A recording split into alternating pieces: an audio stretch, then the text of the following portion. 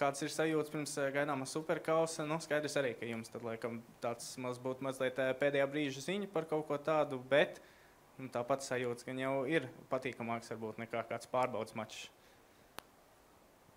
Labvakar visiem. Superkausu uztveram kā sagatavošanos svarīgākajiem spēlēm. Svarīgākās spēles mums ir priekšā oktobra beigās Čehijā, kur mērķis ir tikt pēc iespējas tālāk un spēlēt, tāpēc īpaši šai spēlē negatavojamies. Svarīgi ir iestrādāt tās kombinācijas, ko treneris vēlās izdarīt. Tāpēc šodien arī iespējams, ka būs daudz kļūdu, daudz kaut kādu jauninājumu, tad arī virknējumos, arī sākuma sastāvos, un tāpēc līdz ar to īpaši negatavojamies, bet šī spēle mums noder kā ļoti labs sparings, tālāk, lai, jo, diemžēl, tas Latvijas telefutbola līmenis nav tik augsts, un lai, teiksim, dabūtu ļoti augstu šo te pretinieku līmenī, lai varētu spēlēt un gatavoties UEFA Čempionu līgai. Arī jau uz Čempionu līgas spēlēm, gandrīz mēnesis jau būs apritējis, kopš tās notiks Salaspils sporta namā. Arī likās, varbūt dažiem bija jautājumi, ka 5 jauni leģionāri uzreiz kā komanda iespēlēsies, bet pēc spēlēm jau likās, arī intervijā jūsu spēlētāji atzina, ka visi jau ir sadzīvojušies, ka viss ir ļoti labi. Tagad vēl mēnesis ir pagājis, ko varbūt var pateikt par mikroklimatu komandā?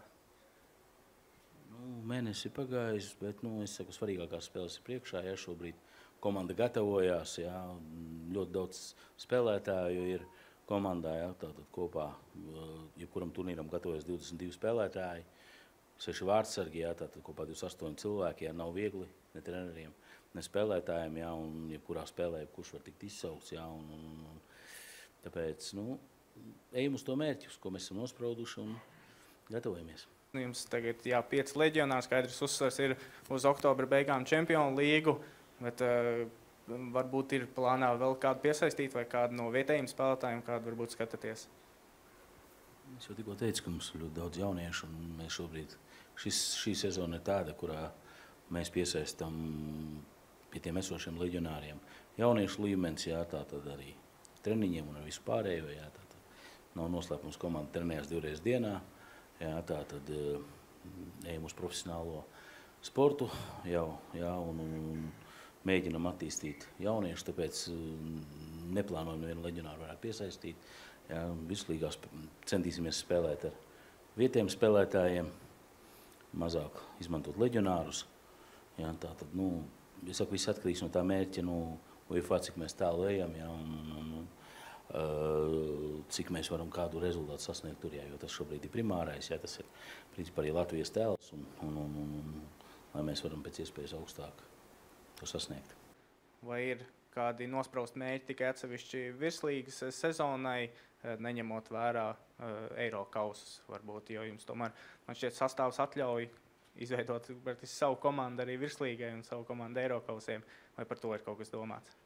Tātad saistībā par virslīgu galvenais ir tikt finālā un spēlēt pret Lūšiem, lai varētu vismaz apspēlēt varētu kaut ko, bet saistībā par virslīgu, protams, mērķis mums vienmēr ir pirmā vieta, un uz to arī iesim, tātad pārējie tādi atsevišķi mērķi. Komandā ļoti daudz šobrīd spēlētāji, tāpēc papildus virslīgai, to, ko nezinu daudzi, mums arī būs pārbaudes spēles. Pieņemsim, svētdienās, piemēram, sestdien beidzās kārta, svētdien mēs spēlēsim. To visu varēs redzēt arī mūsu YouTube kanālā. Tātad būs par cik 9 komandas ir čempionātā, viena vienmēr izlaiž kārtu, un tad mēs jau esam sarunājuši ļoti daudz pārbaudes spēles ar klubiem. Paldies viņiem par to, ka grib spēlēt pret mums, un grib attīstīt telefutbolu. Un līdz ar to mums, principā, mēs spēlēsim bez brīvdienām, katru dienu treniņa spēles, un tā visu sezonu līdz beigām. Tātad, mērķis ir viens, kā es teicu, uzvarēt. Mājas spēles aizvadīsim Olimpiskajā sporta centrā.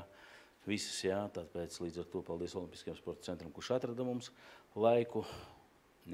Pabīdi jau kaut kur basketbola malā, kaut kur RFŠ laikam, acīm redzot, viņi nedabūja laiku, tā vismaz Oskars saka. Bet, spēlēsim šeit, jo, diemžēl, tā infrastruktūra Rīgā ir tāda, kāda viņa ir. Jā, nu, nav kur mums spēlēt. Jā, tas tā ir. Jā, un jādomā arī nākotnē, kur kā. Jo tāpēc nevelti Čempionu līgu aizvadījām Salaspilī, jā, jo vienīgā vieta šobrīd, kur daudz maz tuvu Rīgai, kas var uzņemt pietiekamu skatītāju skaitu. Protams, ir arī mērķis kādu virslīgas spēli aizvadīt kaut kur citur ārpusē, jā, tātad popularizējot telpu futbolu, jā, ar tiem leģionāriem, kas ir. Jā, nospēlēt kādā citā pilsētā, kur varbūt telpu futbolu neviens nekad nav redzējis dzīvē. Jā, bet jautājums par skatītājiem, jā, tur jāstādā klubam. Principā, tas tā par visiem mērķiem. Jā.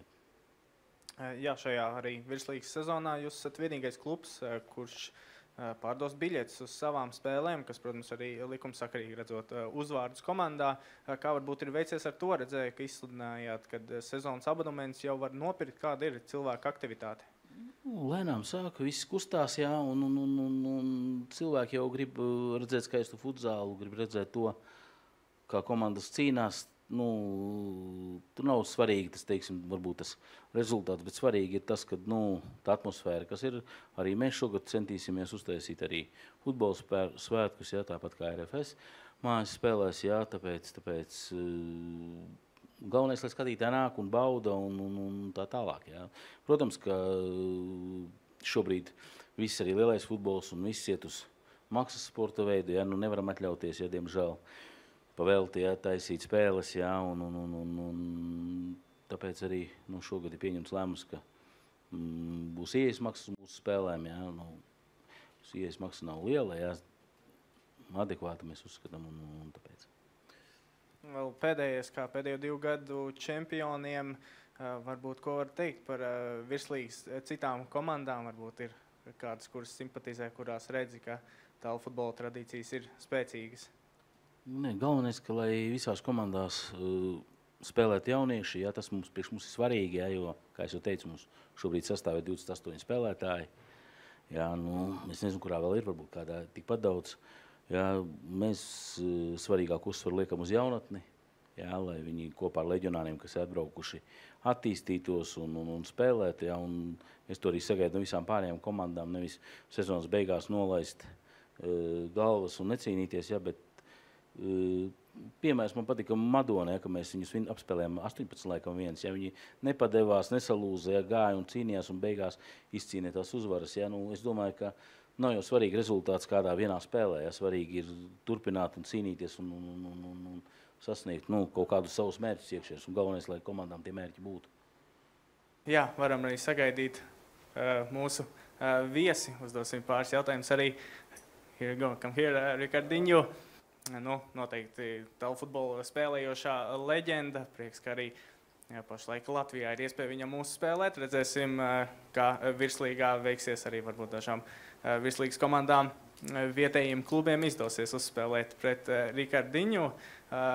Just 2 maybe questions for you. I know you're in a rush going to the game, but it's been now a bit longer than since the Champions League game. It's been almost a month since so.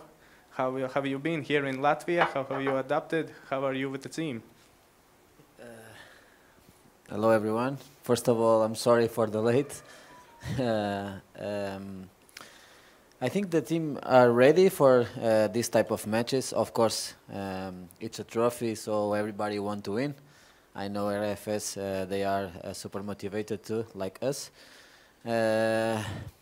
But I believe in this team, I believe in this project, so I hope our condition now, it's 100%, I think, so even for me, personally. So I will do my best for try to bring this trophy for the club. So yeah, you have played with the Riga Futsal Club official only 3 matches during Champions League. I know you had some friendly games also, but right now this will be your first game against Latvian team in an official match. How are you feeling? What do you know about your opponent? So I know they play very good. I saw some matches when they play here in tournament against Poland team and Czechia. They have quality players, good coach. For sure, they will, like I told you before, they will ambition to win this trophy too. but I think we are ready. It's our first challenge, and it's a good match for we prepare the Champions League too, because we are in the next round. So today we will do our best. We will be competitive against a good team, and in the end, I hope we can bring this trophy for our club. And maybe some words about our league. Maybe you have seen some videos, some highlights of some games. Of course, we have two really great teams, but I think other teams are also great at futsal. Maybe you have some thoughts. Maybe you have seen something somewhere. No, actually, I spoke with some friends. They play here before, like Arnaldo, Jardels, and Maria. Even with coach Orlando Duarte. All these people, they spoke very good about Latvian league. Of course, we need to improve a lot of things, but it's part of the improvement. So give me some more months for I see all teams, and after that I can speak a little bit more. From now I only know Riga FC and RFS. They are the most competitive teams. But like I told you, we need to respect everybody, help to improve more, because Latvian players, they have a lot of quality, so we need to improve that. Okay, and just lastly, I think you mentioned first when you came here that you're feeling 100%. Is that true? And when we see you on field, we can expect the best from you right now? I told you we are 100%, because this is the collective match. So, you know, in this sport you don't win alone. Even if I'm 100%, we need to respect the opponent. We need to keep working, because even when I won Champions League and I won 6-time best player, I lose a lot of matches. So it's not depend of one player. So we need to be respectful. We need to work competitive and try to be more stronger on the field. So for me now, I think I'm like 70%. I finished one league in Indonesia, very hard, changed the almost whole world for come here. Don't have holidays, only 1 week, right, President? But for sure, our team be ready for this match. And good luck for everybody. Okay, thank you, Ricardinho. You can go, start warming up. Yep, thanks, thank you, thanks. Jā, tas bija Ricardinho. Nu,